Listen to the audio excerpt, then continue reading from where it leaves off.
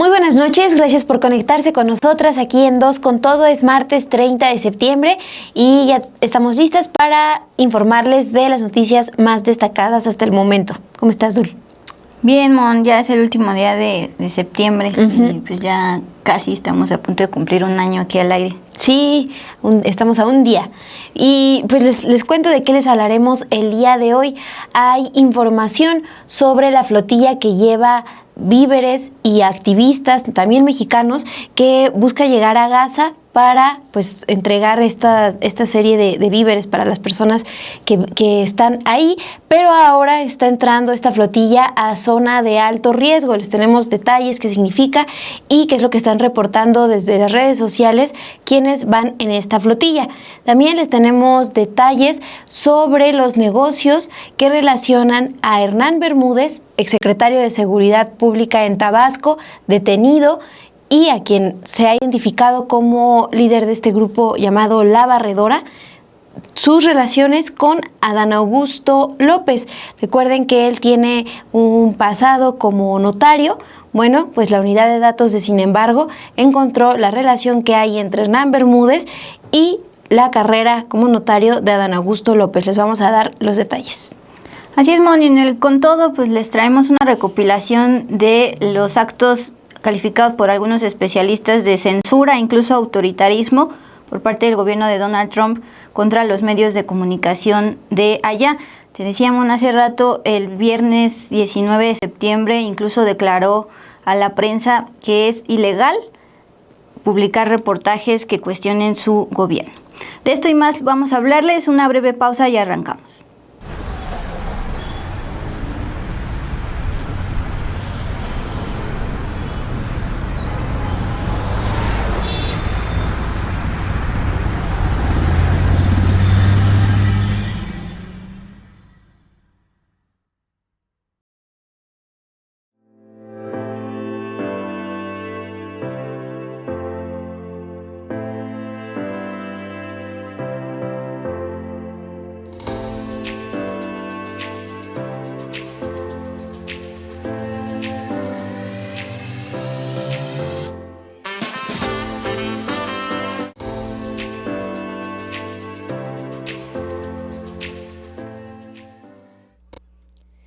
Buenas noches, gracias por conectarse con nosotras. Saludamos aquí a quienes nos escriben en el chat, a Laurentino Carvajal, también a Rodolfo Salas, Guillermo Pumas, Luz Clara, que está por acá, Calibán, Mina Ordóñez, Leti Guadalajara también nos deja un comentario. Ya nos están preguntando si ya tenemos listo al taquero que va a estar el día de mañana despachando en vivo. Quién sabe, van a tener que conectarse para saberlo. Pues gracias por estar aquí, nos arrancamos con la información. Sí, vamos con la información. Ya les decíamos, la unidad de datos de Sin embargo publica el día de hoy dos reportajes en donde se habla de cómo Adán Augusto López Hernández, actual coordinador de los senadores de Morena, ayudó en su momento a la familia de Hernán Bermúdez, exsecretario de Seguridad Pública de Tabasco, detenido en Paraguay a mediados de mes. Los ayudó a registrar más de 10 empresas. Al menos una empresa habría pagado 18 millones de pesos a Adán Augusto López por sus servicios legales en 2024, al igual que una decena de negocios que se relacionan a la familia del exfuncionario de seguridad en Tabasco.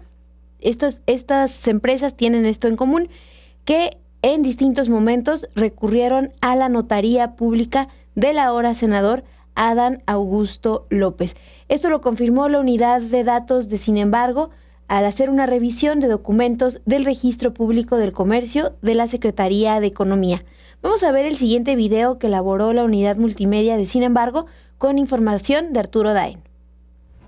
Una de las empresas que hizo pagos millonarios a Adán Augusto López por asesorías legales en 2024 y al menos una decena de empresas de familiares de Hernán Bermúdez Requena presunto líder del grupo criminal conocido como La Barredora, tienen algo en común. Recurrieron a la Notaría 27 en Villahermosa, Tabasco, de la que aún es titular el senador, para validar su creación y cambios clave en su estructura. La empresa Capital Cargo del Golfo acudió en junio de 2024 a la Notaría 27 para cambiar su objetivo social, sumar funciones como la de dedicarse a la compraventa y arrendamiento de aeronaves, recibir concesiones y participar como licitante para obras públicas. Esa empresa, según las declaraciones ante el SAT que obtuvo Televisa, pagó a Adán Augusto López en 2024 un total de 18.8 millones de pesos. En julio de 2024, justo un mes después del cambio en su razón social, Adán Augusto obtuvo ingresos por 26.8 millones de pesos. El trámite de Capital Cargo del Golfo lo validó la suplente de Adán Augusto en la Notaría 27, Adela Ramos López. El ahora senador pidió licencia a la notaría desde 2018. Capital Cargo del Golfo firmó contratos por 13 millones de pesos con los servicios de salud de Tabasco, cuando Adán Augusto era gobernador en 2020,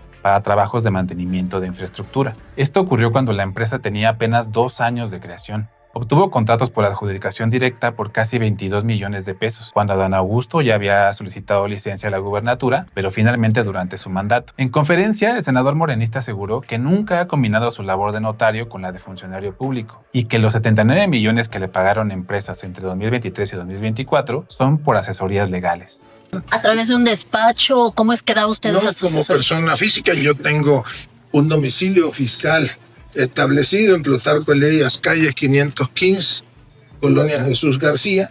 Ese es mi domicilio legal, mi domicilio fiscal, y ahí yo tengo un despacho. Aunque esa dirección, Plutarco Elías Calles 515, coincide exactamente con la dirección de la notaría en la que asegura que ya no trabaja y que el 26 de septiembre había dicho que renta. Como no ejerzo ahora como notario, rento esa oficina. La ley del notariado de Tabasco dice que la función de notario es incompatible con un cargo público, aunque él asegura que no ejerce, mientras su despacho está en la misma dirección que la notaría. La Notaría 27 fue la notaría de confianza para la red de empresas de familiares de Hernán Bermúdez Requena, exsecretario de Seguridad detenido por presunta asociación criminal. Al menos 10 de las 30 empresas de su hermano y 2 sobrinos recurrieron a ella para registrar su creación o hacer ajustes en sus representantes y operaciones. Esto según los datos en el Registro Público de Comercio. En 1997, por ejemplo, el hermano de Hernán, Humberto Bermúdez Requena, registró ante el notario Adán Augusto López la empresa Gravera Río Uxcatán. Esa empresa en 2021, cuando Adán Augusto López aún era gobernador, obtuvo un contrato por 15 millones de pesos de la Secretaría de Obras de Tabasco.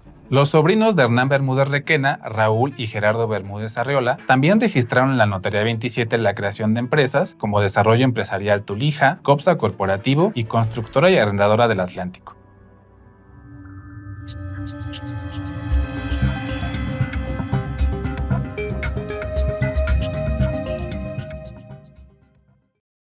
Y no es el único reportaje que se publica el día de hoy en Sin embargo MX acerca de la relación entre Hernán Bermúdez y el senador Adán Augusto López.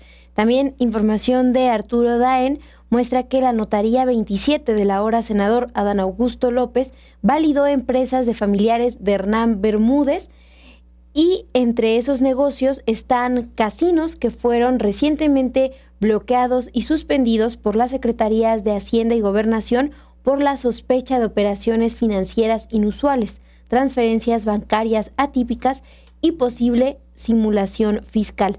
Documentos del Registro Público de la Propiedad muestran que en 2017 Humberto Bermúdez, hermano de Hernán Bermúdez, registró en Villahermosa ante el notario Adán Augusto López la empresa Contraladora de Inversiones y Promociones del Sureste, que se dedica a la operación de casinos, pero también a la explotación y administración de centros de espectáculos, clubes deportivos, moteles, bares y también casinos, cabarets.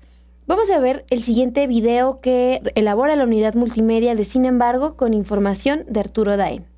Como notario en Tabasco, Adán Augusto López Hernández validó legalmente a empresas de la familia de Hernán Bermúdez Requena, su exsecretario de Seguridad acusado de asociación delictuosa, secuestro y extorsión. Entre ellas está Controladora de Inversiones y Promociones del Sureste, firma con la que los Bermúdez extendieron toda su red de casinos y sitios de apuestas en línea, negocios a los que tanto la UIF de Hacienda como la Secretaría de Gobernación le suspendió operaciones. Datos del Registro Público de Comercio muestran que en 2017 sureste, el hermano de Hernán Bermúdez Requena, Humberto Bermúdez Requena, acudió ante el notario Adán Augusto López Hernández para crear una empresa. Además de operar casinos, su razón social incluyó la explotación y administración de discotecas, cabarets y centros nocturnos. Controladora de inversiones y promociones del sureste, aparece ante el Instituto Mexicano de la Propiedad Industrial como la titular de la marca Crown City Beats y Humberto Bermúdez Requena de la marca Crown City Casino. Esto coincide con los nombres de otras empresas de casinos y apuestas creadas por los Bermúdez, Crown City Premium y Crown City Premium Corporativo.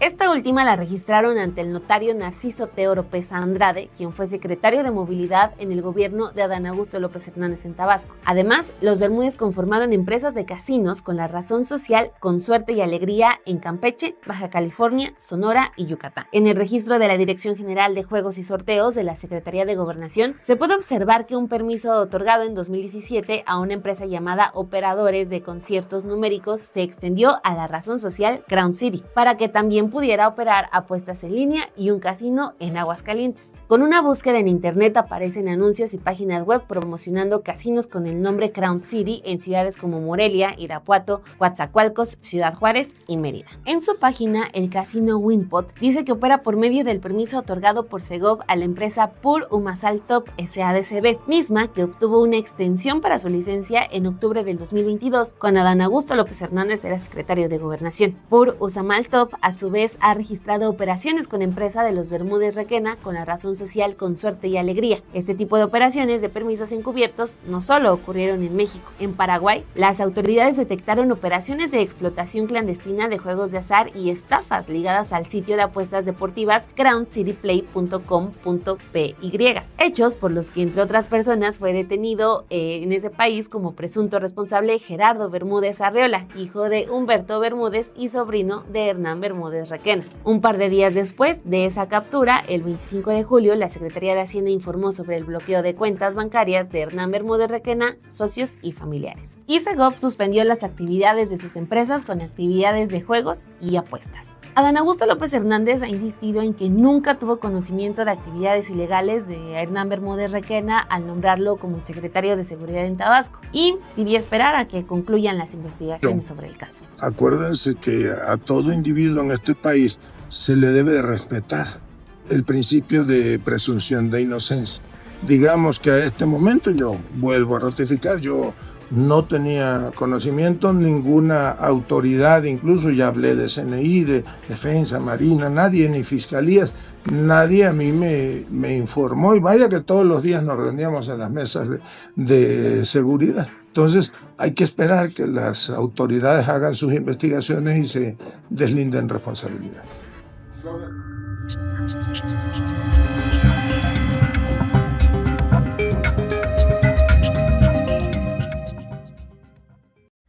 Gracias a nuestros compañeros de la unidad de datos por este reporte y acceso a información.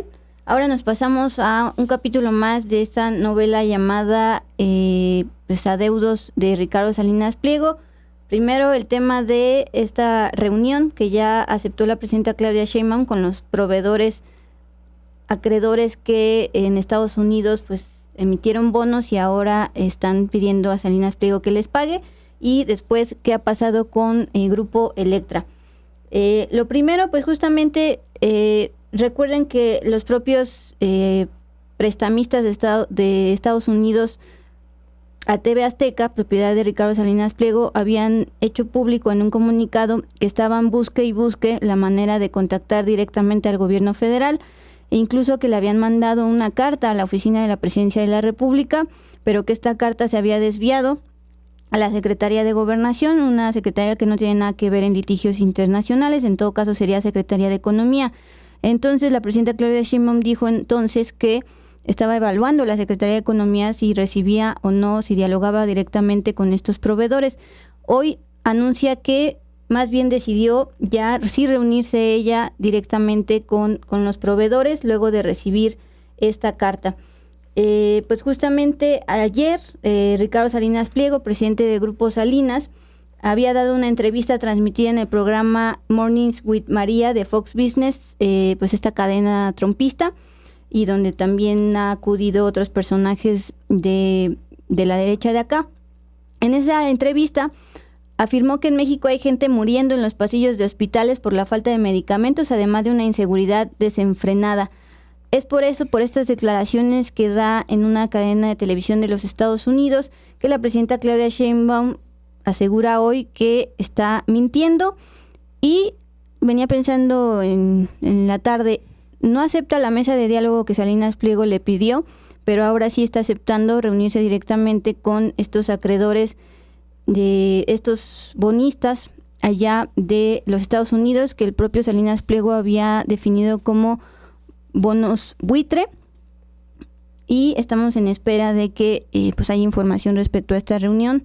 No creo que hoy, porque hoy estuvo terminando su gira de primer informe allá en Morelos, pero estaremos pendientes de esta información. Escuchemos pues cómo lo anuncia la presidenta Claudia Sheinbaum sobre esta reunión y cómo califica de mentiras las declaraciones que da el que quiere ser presidente en 2030. Pues él, la verdad, quiere jugar al papel de la víctima, cuando no tiene nada que ver con eso. Y además, ¿cómo ir a Estados Unidos si tiene una televisora aquí que habla todos los días en contra del gobierno?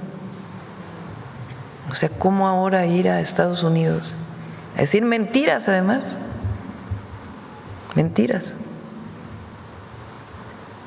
Entonces él quiere politizar su deuda. Las deudas no se politizan, se pagan. Así de sencillo. El otro día la procuradora fiscal mostró que los asuntos que ya están en la Corte, que están por llegar a la Corte, ascienden a 48,000 millones de pesos. Si él decidiera pagar ahora, pues podría tener lo que cualquier deudor tiene en términos del Código Fiscal, incluso descuentos de multas y otras cosas, pero tiene que decidir pagar.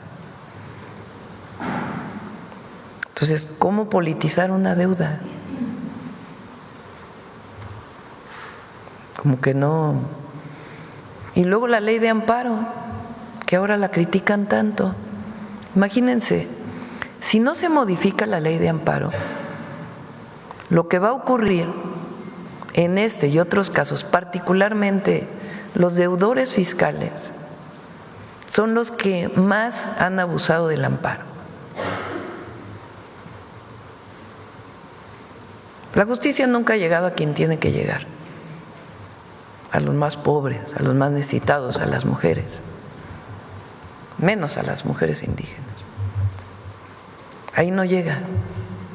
Ahora lo que queremos con esta reforma al Poder Judicial, la nueva Corte, los nuevos jueces, pues es que en efecto la justicia se apareja. Pero ¿quién ha abusado de la ley de amparo y del amparo?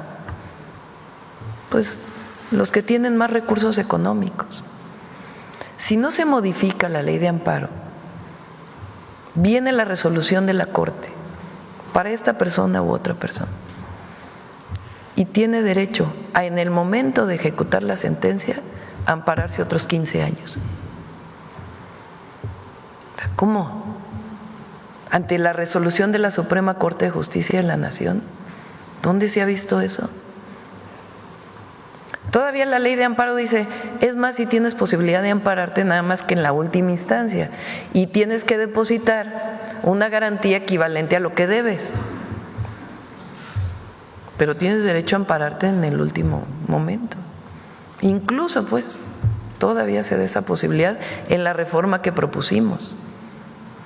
La reforma a la ley de amparo es que sea más rápida la justicia, que no tardemos 15, 20, 30 años en casos en donde hay amparos particularmente de este tipo.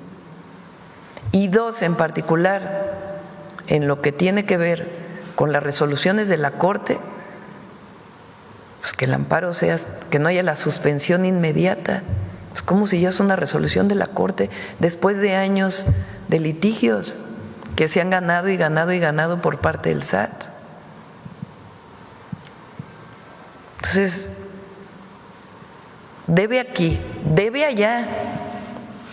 Ayer recibí una carta de los, lo puedo decir, es público, de las personas a las que le debe porque quieren reunirse conmigo allá en Estados Unidos.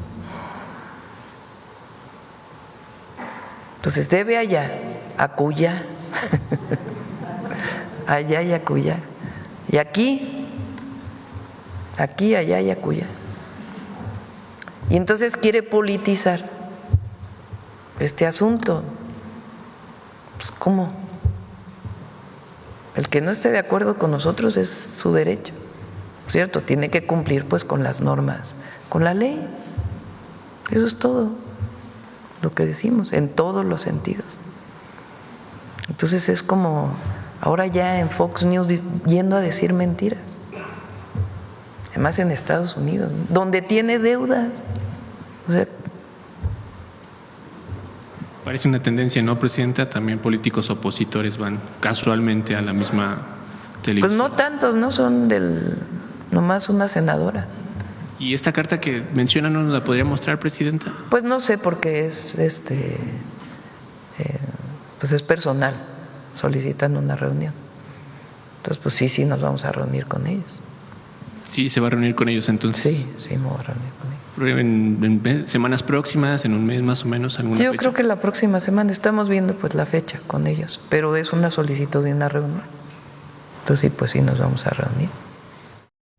Bueno, más de $500 millones le debe TV Azteca de Salinas Pliego a estos emisores de bonos, bonos que se emitieron en $400 millones en el 2017. Lo metió a tribunales mexicanos. Ayer decíamos que un juez de Nueva York pues le está pidiendo a TV Azteca retirar esos juicios de tribunales mexicanos porque se tienen que regir bajo la ley de allá de los Estados Unidos. Y pues justamente, ¿qué tiene que ver el gobierno federal con esto? Acuérdense que las víctimas de Salinas Pliego pidieron un juicio bajo protección del TEMEC para que pues justamente México le indemnice por lo menos $200 millones si no le van a pagar estos 500. Es por eso que ahí entra la Secretaría de Economía, pero pues ahora la presidenta Claudia Sheinbaum ha decidido recibirlos personalmente y no a través de la Secretaría de Economía. Estaremos pendientes respecto a información de esta reunión. Y en el segundo capítulo de esta telenovela de Salinas Pliego les decía el tema de Grupo Electra. Acuérdense que a finales del año pasado fue una gran nota cómo se desplomó el valor de sus acciones más de 70%, porque la Asamblea de Accionistas pues decidió quitar a Grupo Electra de la Bolsa Mexicana de Valores, y esto, entre otras cosas, implica que ya no está obligado a publicar sus reportes financieros a nivel público, sino ahora todo va a ser a nivel privado. Y uno de los pretextos para no pagar es justamente porque TV Azteca supuestamente no tiene recursos para pagar, y nadie lo sabe porque sus reportes financieros también dejaron de cotizar en la bolsa y por ende se dejó de hacer público. Lo que mostraba Lluvia en pantalla pues es justamente el histórico del valor de las acciones de Grupo Electra hasta el día de hoy, que dejó de cotizar. Se quedó en más de 300 pesos por título. Llegó a valer, por ejemplo, en julio 24 del 2023, más de 1,239. El desplome vino, les decía, a finales de 2024, llegó a valer 274 y se despide y entra al mundo de la opacidad en más de 300 pesos por unidad. Pues ahí está, esa fue la decisión de la Asamblea de Accionistas desde finales del año pasado y hoy se hace un hecho. Ya no vamos a poder acceder a los informes financieros, es decir, ingresos, deudas y demás por parte de Grupo Electra, un brazo de todo el Grupo Salinas. Así esta cuestión. Y si me permiten voy a pasar rápidamente a pasar página informativa, pero es importante. Les habíamos dado la semana pasada o hace unos días reglas de la Secretaría de Energía para las pipas. Ahora tienen que traer un código QR para que cualquier ciudadano, si ve que va muy rápido, pues detecte su información y se vea información pues del permisionario y del conductor. Ahora la jefa de gobierno, Clara Brugada, fue más allá y presentó 13 propuestas para regular el transporte de sustancias peligrosas, no solo las pipas con gas LP, todas las unidades que lleven sustancias peligrosas y que circulen por vialidades de la Ciudad de México. Esto a 20 días de la explosión de una pipa con gas LP que hasta el momento ha causado la muerte de 31 personas. Estas propuestas abarcan temas como límites estrictos de velocidad, carriles específicos de circulación y la famosa regulación de horarios de tránsito, así como multas y sanciones. Vamos a escuchar lo que dijo la jefa de gobierno desde el antiguo Palacio de Ayuntamiento en una rueda de prensa el día de hoy. Digamos que hay 5 ámbitos en los cuales estamos regulando. Uno de ellos es límites más estrictos de velocidad, otros son rutas prioritarias y carriles específicos de circulación, regulación de horarios de tránsito, permisos y requisitos y controles reforzados a este tipo de vehículos, multas, sanciones, supervisión de la aplicación de las medidas. Entonces vamos a hacer la presentación de alrededor de una docena de propuestas. La primera es que vamos a reducir a 30 kilómetros por hora el límite de velocidad para vehículos que transporten sustancias peligrosas. Todo esto tiene que ver con reformas al reglamento de tránsito y también a otras disposiciones legales. Segunda, en la Ciudad de México no podrán circular vehículos con más de 40,000 litros de carga de materiales tóxicos, hidrocarburos, en fin. Tercera, prohibiremos la circulación por vías secundarias de pipas que transporten más de 10,000 litros de hidrocarburos. 4, los vehículos que transportan más de 20,000 litros de hidrocarburos solo podrán circular entre las 10 de la noche y las 5 de la mañana. 5, prohibiremos la circulación de vehículos que transporten sustancias peligrosas por vías de acceso controlado. 6, duplicaremos las multas por infringir cualquier disposición relacionada con el transporte de materiales peligrosos. 7, utilizaremos radares móviles en los 5 accesos carreteros a la Ciudad de México: México-Pachuca, México-Querétaro, México-Toluca, México-Cuernavaca y México-Puebla, para controlar y sancionar cualquier exceso de velocidad de este tipo de transportes. Bueno, y vamos ahora con información internacional, porque la flotilla Sumud, que lleva ayuda humanitaria a la Franja de Gaza, alertó la madrugada de este miércoles de su entrada en la zona de alto riesgo, esto en su camino hacia Gaza. Están entrando a un sector en donde Israel ha interceptado antes a otras embarcaciones, pese a ser aguas internacionales.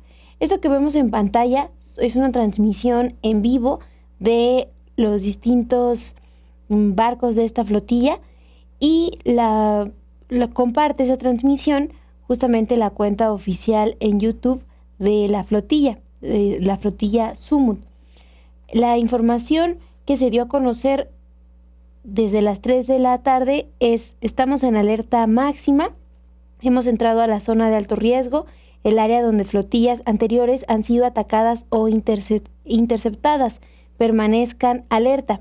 También denunciaron un incremento de la actividad de drones sobrevolando las embarcaciones. La zona de alto riesgo en donde están entrando se ubica a unos 240 kilómetros de las costas de Palestina. Según la radio pública israelí Kan, el ejército se prepara para interceptar los más de 40 barcos de la flotilla que se dirigen hacia Gaza, con el objetivo de llevarlos al puerto de la ciudad de Asdod, en el centro de Israel, donde, de acuerdo con esta información, serían interrogados y deportados como en ocasiones anteriores. Justamente, Mon, este reporte de las 3 de la mañana decía sobre el acecho de drones. Hace media hora, allá como estamos viendo en estas transmisiones en vivo, son las 6 de la mañana ya del 1 de octubre, y a las 5:30 también en sus canales oficiales de esta flotilla alertaron lo siguiente: Embarcaciones no identificadas se acercaron a varias embarcaciones de la flotilla, algunas con las luces apagadas. Los participantes aplicaron entonces protocolos de seguridad preparándose para una interceptación, porque justo se acercan ya a la zona de riesgos donde anteriormente ya han sido atacadas las embarcaciones. La información dice: las embarcaciones ya abandonaron la flotilla. Seguimos navegando hacia Gaza, acercándonos a la marca de las 120 millas náuticas, cerca de la zona donde flotillas anteriores han sido interceptadas o atacadas. Es por eso que están pidiendo al mundo entero pues voltear la mirada allá para pues, garantizarles apoyo a estos activistas, incluyendo los mexicanos que viajan en esta flotilla. Justo queremos que escuchen pues por información de la Global Movement to Gaza México, como emiten un tuit hace una hora, donde dice: esta flotilla está en alerta de intercepción, podría haber una intercepción esta noche y todas las noticias oficiales vendrán precisamente de la flotilla. Todos los ojos puestos en Gaza, todos los ojos puestos en la flotilla. Escuchemos este testimonio desde una de las embarcaciones y volvemos con el con todo.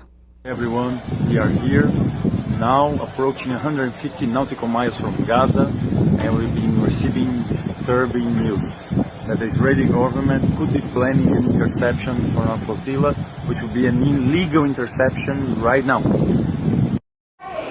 Bueno, vamos con la gustada sección del Con Todo. Gracias por continuar con nosotras este martes 30 de septiembre. Pues justamente uno de los gobiernos que ha apoyado el genocidio de Israel sobre Gaza es el de Estados Unidos, el de Donald Trump. El día de hoy les vamos a presentar por qué algunas voces lo señalan como autoritario y de censura a los medios de comunicación de allá. Vamos pues con el Con Todo.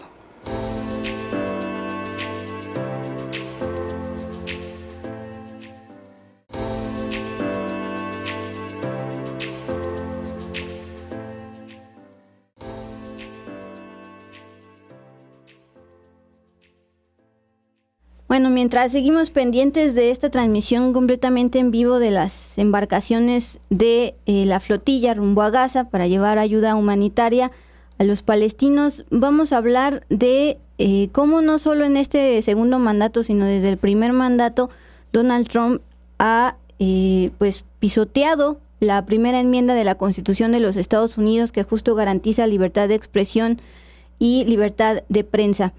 Él ha tratado de calificar a los discursos críticos, a los reportes que él califica como negativos, como discursos de odio o de fake news, precisamente para argumentar por qué los ataca y por qué los cuestiona.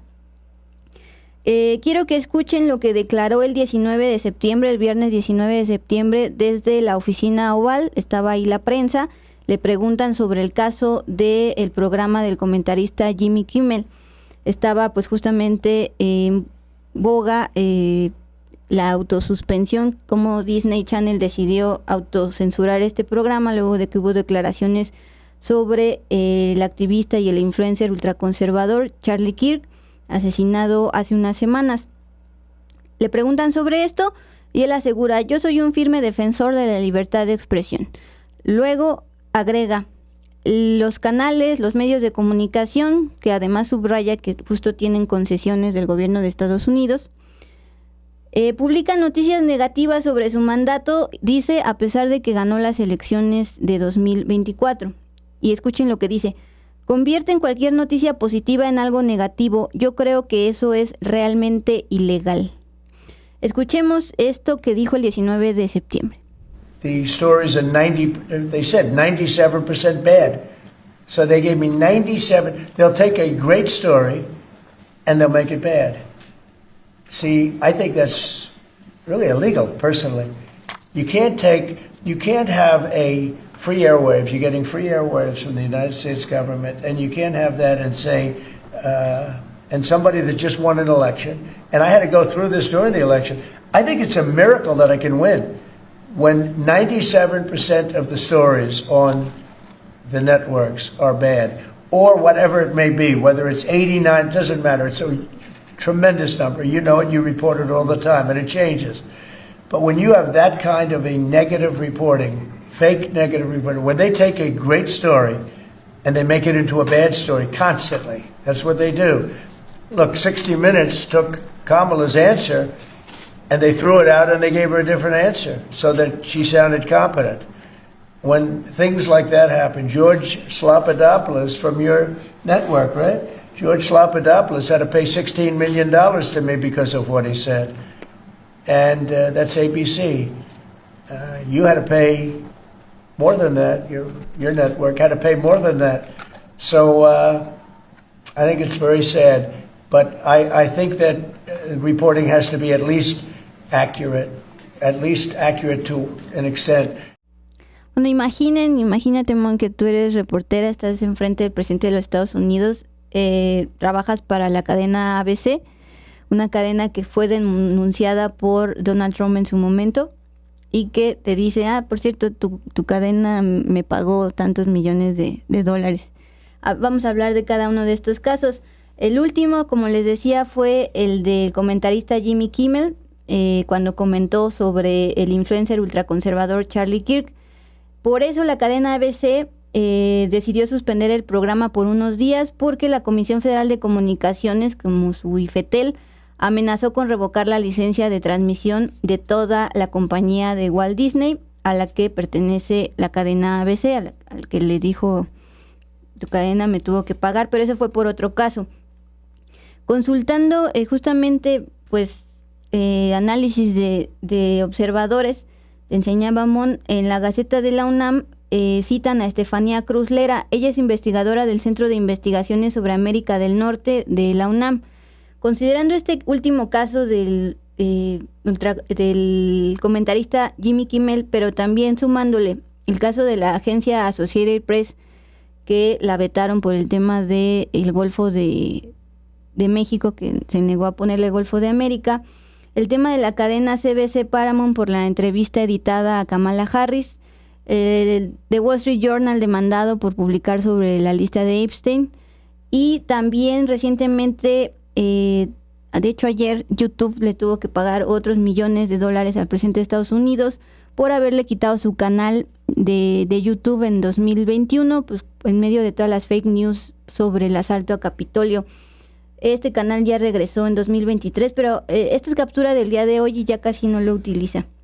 Bueno, recuerden que tiene su propia red social. Bueno, todos estos casos para la investigadora, por supuesto que son actos de censura y autoritarismo.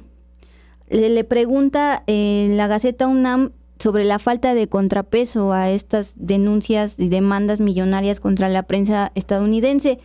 Dice que ni el Partido Demócrata ha tenido una estrategia unificada que convoque a la opinión pública a frenar este comportamiento del presidente de Estados Unidos, es decir, por parte del otro partido no tienen oposición, pero dice la especialista, recordemos que la única que puede contener a un líder autoritario es la propia sociedad civil organizada, con procesos de rendición de cuentas y con la evidencia de que este tipo de prácticas representan un peligro para el proceso democrático en general.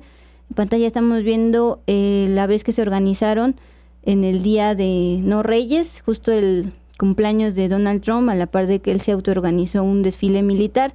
Un montón de estadounidenses salieron en varias ciudades de los Estados Unidos para decir que no querían a un rey en el gobierno. Bueno, también este tema de la presión, por decirlo de alguna forma, a la prensa ha venido de la vocera de la Casa Blanca, Caroline Leavitt. Acuérdense que desde que empezó su gobierno en enero pasado, quitó a varios reporteros que durante años habían estado en la primera fila de la sala de prensa y colocó y priorizó a los influencers, a los podcasteros afines al movimiento MAGA. Uno de estos podcasteros pues justamente era Charlie Kirk. Y después vetó a los reporteros de la agencia estadounidense Associated Press. Ya no pueden cubrir en el despacho Oval ni tampoco cubrir en el avión presidencial porque pues justamente la agencia se negó a llamar Golfo de América al Golfo de México. A pesar del fallo de un juez federal el 9 de abril que exigía al gobierno de Trump restablecer el acceso de la agencia de noticias, la Casa Blanca continuó restringiendo el acceso, o sea, ignoró una orden judicial. Luego, las demandas millonarias, vamos una por una.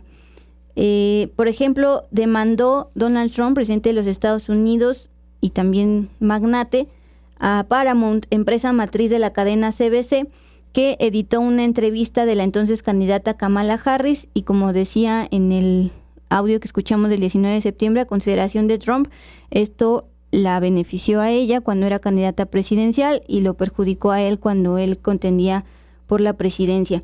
Entonces los demanda y en julio tuvo que pagar CBC $16 millones y además esta observación la resalta Reporteros Sin Fronteras, un acuerdo que allanó el camino para que David Ellison, cercano al presidente, asumiera el control de precisamente la cadena CBS y de Paramount en general, algo que pues justamente es ir poniendo amigos para que no le peguen. En el caso de Epstein, el señalado de liderar una red de trata sexual de menores, Trump demandó también al diario The Wall Street Journal. Este diario es uno de los que más estuvo investigando y publicando documentos sobre pues la posible relación de Trump, pero sobre todo la cercanía que tenían ambos, Epstein y él, en los 90. Estas son palabras de Clayton Weimers, director de Reporteros Sin Fronteras en los Estados Unidos. Trump ha complementado años de ataques verbales, sobre todo en su primer mandato, ataques verbales contra periodistas, esto a nivel discursivo. Ahora lo ha complementado con medidas concretas destinadas a restringir la labor de los medios. La principal, pues estas demandas millonarias. Por ejemplo, también me llamó la atención y que, por ejemplo, si tú eres periodista y mandas un correo a la Casa Blanca, pero te presentas con pronombre de género, algo que pues ellos consideran woke, progresista y demás, no te contestan. Y también en términos generales el gobierno ha eliminado frases y expresiones clave que considera progresistas. Bueno, ahora lo de YouTube, esto fue apenas ayer. YouTube pertenece a Alphabet de Google y tuvo que desembolsar $24.5 millones tras ser demandado por Trump debido a la suspensión de su cuenta luego del ataque al Capitolio. Luego me da risa para dónde van a ser estos $22 millones. De los 24 que pagó YouTube a Trump, $22 millones serán destinados al Trust for the National Mall y a la construcción del Salón de Fiestas de Estado de la Casa Blanca. Ahí está el canal de Donald Trump, regresó en 2023. Luego, también a grandes magnates de la tecnología, demandó en su momento a Meta, Facebook, WhatsApp y Instagram de Mark Zuckerberg, y también a Twitter cuando no pertenecía a Elon Musk, por la misma razón de que lo empezaron a censurar cuando empezó a emitir muchas fake news en este tramo en que no fue presidente, entre el 2017 y 2024. Meta acordó en enero pagarle $25 millones tras suspenderle su cuenta de Facebook, y también X acordó pagarle 10 millones. Bueno, no hice la suma, pero pues ya van bastantitos millones que ha recibido a partir de presionar y censurar a la prensa, porque él dice que es ilegal publicar reportajes que cuestionen su gobierno, porque él ganó las elecciones. Y también cuestionó que se publiquen estas encuestas que están demostrando ya que incluso simpatizantes de MAGA ya están rechazando su gobierno. Pero acuérdense que a la par de que tuvieron que pagar millones de dólares tanto Meta como YouTube, sus propios directores, hablo de Sundar Pichai de Alphabet, o sea YouTube, y Mark Zuckerberg de Meta. ¿Se acuerdan de esta imagen de cuando está tomando posesión y están atrás personas? Bueno, estas personas eran Mark Zuckerberg, Pichai y Elon Musk, es decir, se sometieron a él. Incluso Meta borró los verificadores de datos tras acusarlos de sesgo ideológico y censura, una idea que ha repetido mucho los trumpistas. Y ya por último la ABC, que era la que también se burló en estas declaraciones del 19 de septiembre, ABC News acordó en diciembre pagar $15 millones para la biblioteca presidencial de Trump por una demanda por supuesta difamación sobre la afirmación del presentador George Stephanopoulos, que era del que hablaba en la Casa Blanca, presentador de ABC. Bueno, dijo algo sobre el caso de la escritora Jean Carroll. Este caso es muy interesante, porque ella demanda a Trump por agresión sexual en los 90. Entonces todos los seguidores de MAGA pues la han estado acosando muy horrible en las redes sociales. pero a nivel real, un tribunal federal de apelaciones ratificó el 8 de septiembre el fallo de otro jurado civil de que el presidente Donald Trump le debe pagar $83 millones a Jen Carroll por sus repetidos ataques en redes sociales y declaraciones públicas contra la columnista después de que justamente lo denunció de agresión sexual en la década de los 90. Es el único caso que ha perdido respecto a pues cómo todo el aparato del Estado estadounidense ha beneficiado al presidente, magnate y presidente que se enoja si lo cuestionas con reportajes. Sí, que también cobra o pide estas multas millonarias a las empresas de redes sociales, ¿no? Ya nos decías el pago más reciente a Alphabet de YouTube. Pero sí es importante recordar que ahora los vemos ya más cercanos a Trump. Sí, sometidos, pues. Sí, tú lo dijiste mejor. Pues es que literal les ha costado dinero, aunque bueno, también hacían la comparación, por ejemplo, YouTube desembolsó $25 millones respecto a los billones que gana, pero pues aún así es una forma de presionar que no se había visto, al menos en los Estados Unidos, porque en otros países Reporteros Sin Fronteras pues hace la equiparación, por ejemplo, con Nayib Bukele en El Salvador y con también mandatos de otros países de Europa del Este, donde también han recurrido a ese tipo de tácticas autoritarias y de censura a la prensa de esos países.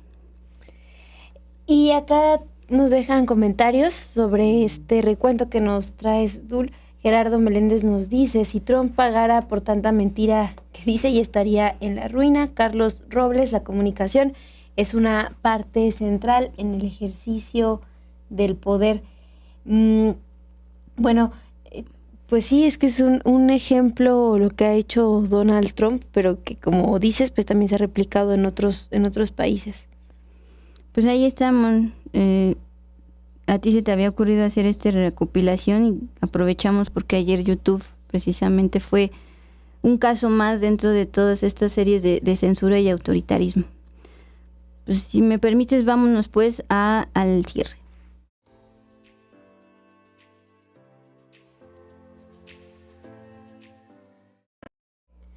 Bueno, pues vamos con esta información que preparamos para ustedes al cierre. Hoy la presidenta Claudia Sheinbaum anunció que el gobierno federal presentará próximamente un plan integral de salud mental a raíz del paro de actividades en distintas facultades y escuelas de la UNAM, de la Universidad Nacional Autónoma de México, debido a que se han registrado reportes de amenazas de grupos de incels. ¿Qué es incels? Es un término machista que significa célibes involuntarios, del que le hemos hablado aquí en este espacio.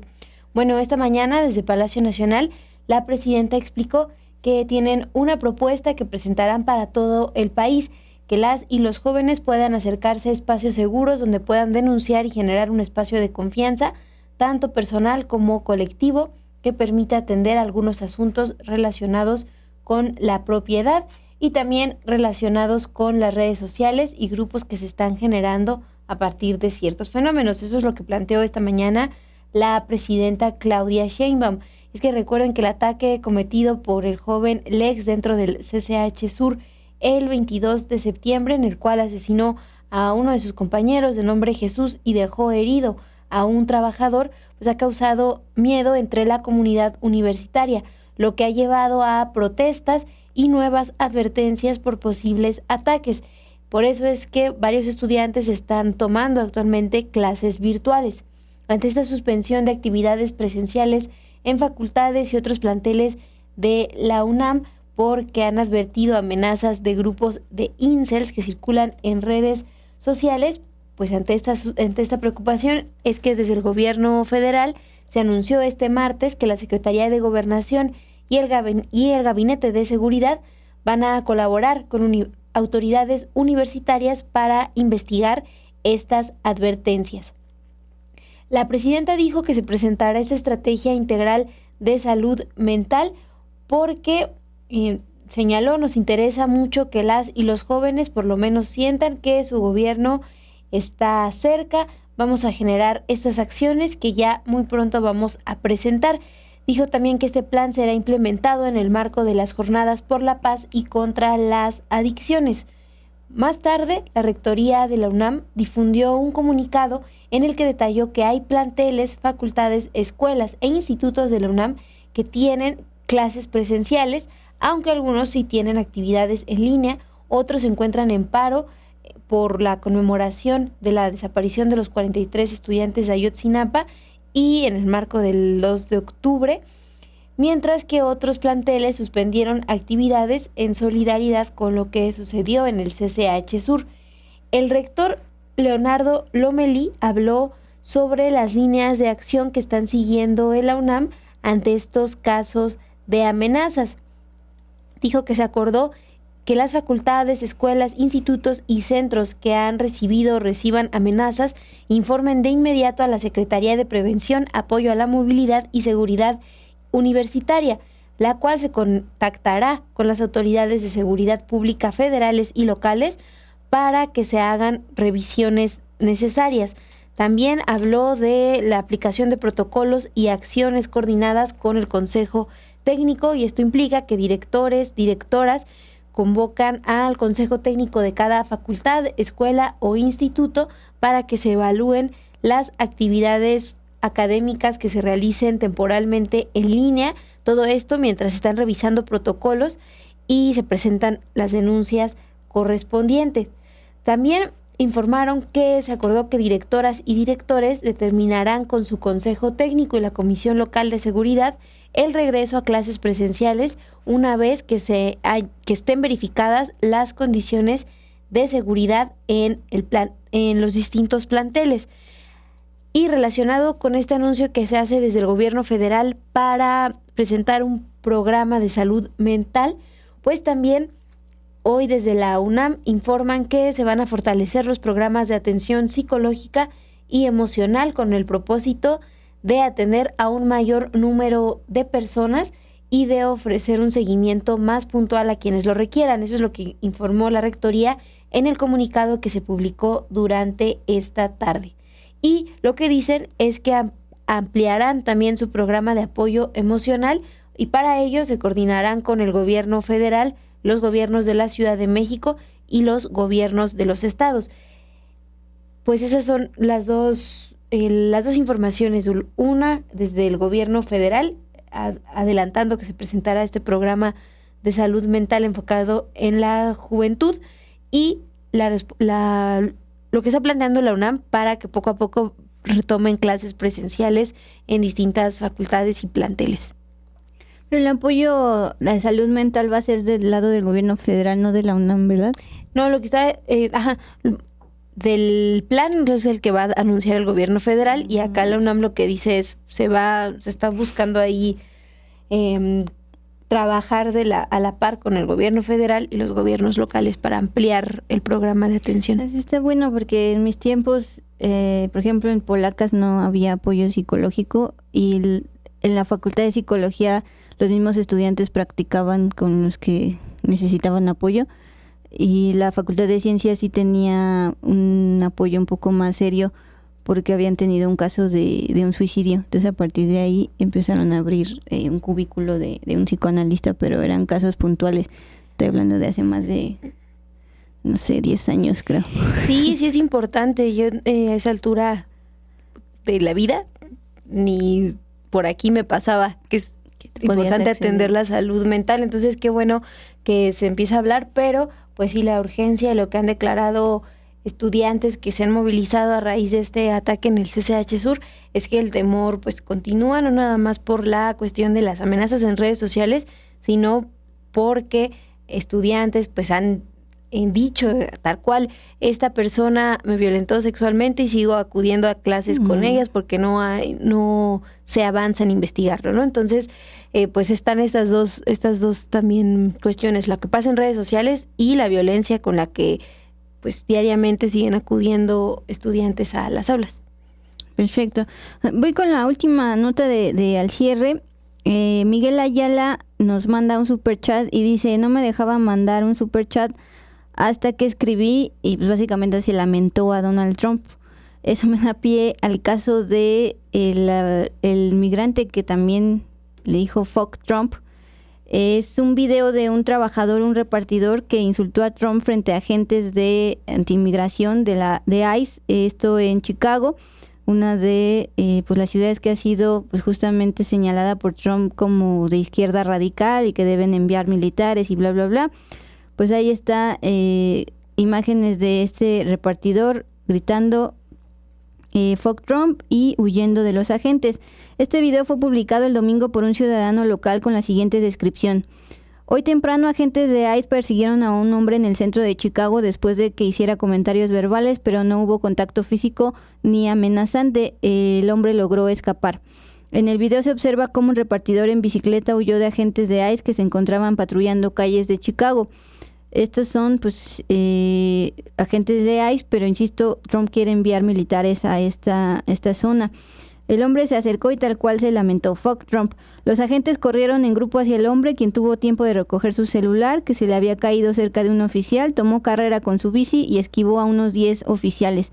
El mensaje original ya acumula más de 13 millones de visualizaciones, pero ha sido replicado hasta el hartazgo en el mismo sitio, en otras redes sociales más allá de X y también en portales noticiosos como sus servidoras.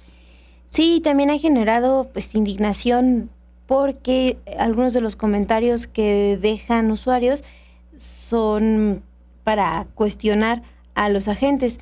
Y dicen, bueno, es una muestra de cómo pues van a detener a las personas sin ninguna orden, sin ninguna razón, solo porque te expresan que no piensas como tú, ¿no? Entonces, pues es también que se ha replicado tanto este video de solo unos segundos.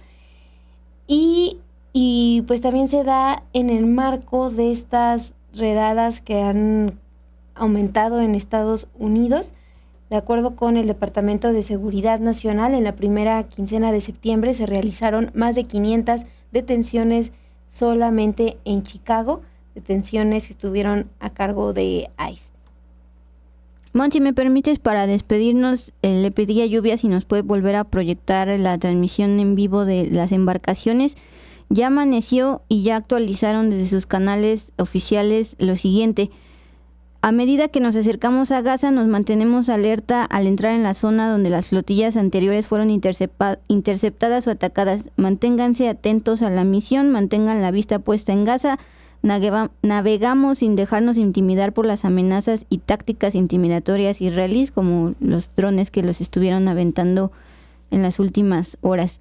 Son allá pues ya las 6:30 de la mañana y de acuerdo a la información que emiten hace 10 minutos, están ya a 145 millas de llegar a Gaza y particularmente la zona de riesgo donde anteriormente ya han sido atacadas embarcaciones que en su momento intentaron llevar ayuda humanitaria. Todo esto es justamente llevar ayuda humanitaria a los gazatíes, a los palestinos que enfrentan una crisis de hambruna por un cerco deliberado del gobierno de Israel. Pues Dula que estará alerta de lo que sucede con esta flotilla. Ya saben que la información la encuentran en Sin embargo MX, con lo que se vaya actualizando durante la noche. Y antes de despedirnos, nada más me detengo un poco a agradecerle a Temo Torres, quien nos dejó un comentario muy al inicio del programa. Nos envió muchos emojis. También Rolando Ledesma, Calibán, que nos comentó con el hashtag Viva Palestina Libre, Isra Gres, que también estuvo acá en el chat, Juan Chinguetas, Estrella, Oscar Cruz, así se llama. Sí, sí lo vieron. Juan el buen Tiguerón ya regresó. Sí, y Nájera Martínez también está acá. Y solicito que desbloqueen a Monja Sor Juana y al Padre Cotas, que ya fueron bloqueados según aquí en el chat. Bueno, descansen y gracias a Ilse García y a Lluvia Hernández aquí en producción.